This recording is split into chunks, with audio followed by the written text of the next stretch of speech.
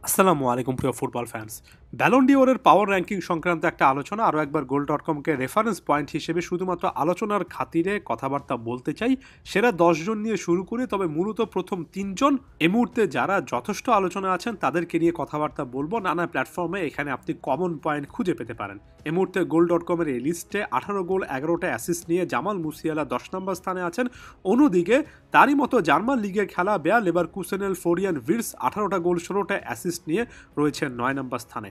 তালিকায় 8 নম্বর স্থানে আরও এক জার্মান লিগে খেলা ফুটবলার বায়ার্ন মিউনিকের হ্যারি কেনকে পাবেন, যেখানে তিনি 32টা গোল 10টা অ্যাসিস্ট করেছেন। সাম্প্রতিক সময়ে আরও একবার ভালো পারফরমেন্স ধারাবাহিকভাবে দেওয়ার কারণে জুড বেলিংহাম 7 নম্বর স্থানে উঠে এসেছেন। 12টা গোল 13টা অ্যাসিস্ট এই সময়টাতে তার আছে। ভিনিসিয়াস জুনিয়র আরও একবার লেট ব্লুমারের মতো সিজনের এই অংশে এসে গুরুত্বপূর্ণ মোমেন্টে ডিসাইসিভ পারফরমেন্স দিচ্ছেন। 18টা গোল 13টা অ্যাসিস্টে এই মুহূর্তে তালিকায় 6 নম্বর স্থানে উঠে এসেছেন। ইউরোপিয়ান টপ 5 লিগে এই মুহূর্তে সর্বোচ্চ গোল স্কোরার রবার্ট লেভানডফস্কি 33টা গোল 5টা অ্যাসিস্ট অর্থাৎ 38 গোল প্লাস অ্যাসিস্টে এই মুহূর্তে তালিকায় 5 নম্বর স্থানে আছেন। সাম্প্রতিক সময় কিছুটা হলেও কি তার পারফরমেন্সে একটু ভাটা পড়েছে লেভানডফস্কির সামনে, সেটা মেটানোর অনেক উপলক্ষ কিন্তু আছে। এ সিজনে দুর্দান্তভাবে আরও একবার নিজেকে বিশ্বমঞ্চে উপস্থাপন করা লামিন ইয়ামাল 11টা গোল এবং 18টা অ্যাসিস্ট 29টা গোল কন্ট্রিবিউশন এবং তার দৃষ্টিনন্দন ফুটবলের মাধ্যমে তালিকায় 4 নম্বর স্থানে আছেন। তালিকায় 3 নম্বর স্থানে এর আগে যাকে আপনি 2 নম্বর স্থানে নানা জায়গায় দেখেছেন সে রাফিনা আছেন। এই সময়টাতে 27টা গোল 16টা অ্যাসিস্ট অর্থাৎ 43 গোলে ডিরেক্ট কন্ট্রিবিউশন রয়েছে। বার্সা বর্তমান সময়ে যে ব্র্যান্ডের ফুটবল খেলছে সেটার ফোকাল পয়েন্টে এখনও রাফিনা আছেন, যদিও রাফিনার কাছ থেকে ব্যালন ডিওর জয়ের জন্য একেবারে ব্যালন ডিওরের হট ফেভারিট হওয়ার জন্য আরেকটু বেটার পারফরমেন্স অনেকে আশা করতেই পারেন। তালিকায় 2 নম্বর স্থানে কিলিয়ান এমবাপে উঠে এসেছেন।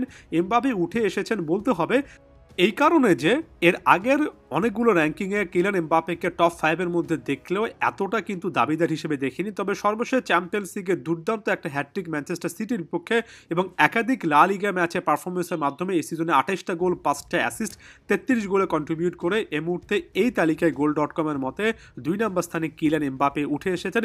এমবাপে সম্পর্কে আরও একটা কিছু অ্যাড করতে হবে, গোল মোটামুটি ধারাবাহিকভাবেই করে যাচ্ছিলেন, তবে যে জিনিসটা মিসিং ছিল সেটা হচ্ছে তার ডিসাইসিভ পারফরমেন্স, এমন পারফরমেন্স যেটা একেবারে দলকে নিরঙ্কুশ প্রাধান্যের দিকে নিয়ে যায়, একটা জয়ের দিকে নিয়ে যায়। সাম্প্রতিক সময় এমবাপে সেই স্ট্যাটাসটা আসলে রিয়াল মাদ্রিদে খুঁজে পাচ্ছেন। তাই এমবাপেকে যে টপ 2 অথবা টপ 3-র মধ্যে আপনি দেখতে পাচ্ছেন, আমার কাছে তো মনে হয় যথেষ্ট জাস্টিফাইডই একটা ডিসিশন।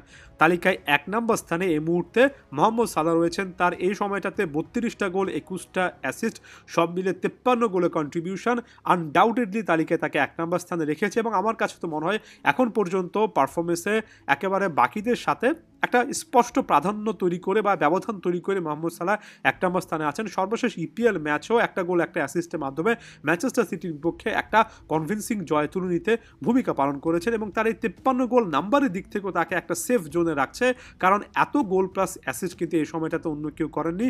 মাঝখানে রাফিনার সাথে একটা ক্লোজ গ্যাপ ছিল, সেটা অনেকটুকুই কিন্তু অন্তত নাম্বারের দিক থেকে মোহাম্মদ সালাহ আসলে বাড়ি নিয়েছেন। এর পাশাপাশি পারফরমেন্সের কথাও বলতে হবে, এমন টাইপের পারফরমেন্স করছেন, এমন টাইপের গোল কিংবা অ্যাসিস্ট করছেন যেগুলো তার জয় একেবারে প্রত্যক্ষ ভূমিকা পালন করছে। মোহাম্মদ সালাহর পারফরমেন্সটাকে বাদ দিলে লিভারপুলে যদি আপনি পয়েন্ট হিসাব করেন সেখানে স্পষ্ট এত বিশাল একটা ফারাক দেখা যাবে যে এই মুহূর্তে ব্যালন ডিওরের যে কোনো আসলে যদি পাওয়ার র্যাঙ্কিং দেখেন মোহাম্মদ সালাহ 1 নম্বর স্থানে আছেন এবং এভাবে যদি লিভারপুলে সিজনের বাকি অংশে পারফরমেন্স দিতে পারেন এবং সবচেয়ে ইম্পর্টেন্ট রেজাল্টটা যদি পক্ষে আসে তাহলে মোহাম্মদ সালাহ ব্যালন ডিওরের লিস্টে একেবারে হট ফেভারিট হিসেবে সিজনটা শেষ করতে পারেন। তবে আমি মোহাম্মদ সালাহ, কিলিয়ান এমবাপে, রাফিনা এই 3 জনকে একই ব্র্যাকেটে রেখে এই জিনিসটা বলতে চাই, 3 জনের পারফরমেন্সের পাশাপাশি 3 জনেরই ক্লাব ফুটবলের ট্রফি এমনকি দলীয় অর্জন অনেক বেশি করে ম্যাটার করবে এবং দলীয় অর্জনে যেহেতু যে কোনো কিছু হতে পারে এই 3 জনের বাইরে, তাই বাকি যাদের নাম আসলে এখানে বললাম তাদেরও সুযোগ থাকছে। আমরা সিজনের এমন একটা স্টেজে চলে এসেছি যেখান থেকে আসলে একটা দলের ট্রফি জয় পারফরমেন্সটার ভ্যালুটা আরও অনেক বেশি করে সামনে ব্যালন কিংবা এই সংক্রান্ত আলোচনায় বাড়বে। আপনাদের চোখে এবারে ব্যালন ডিওরের একেবারে ফেভারিট প্লেয়ারকে এখন পর্যন্ত সেটা অবশ্যই জানাবেন। ধন্যবাদ সবাইকে।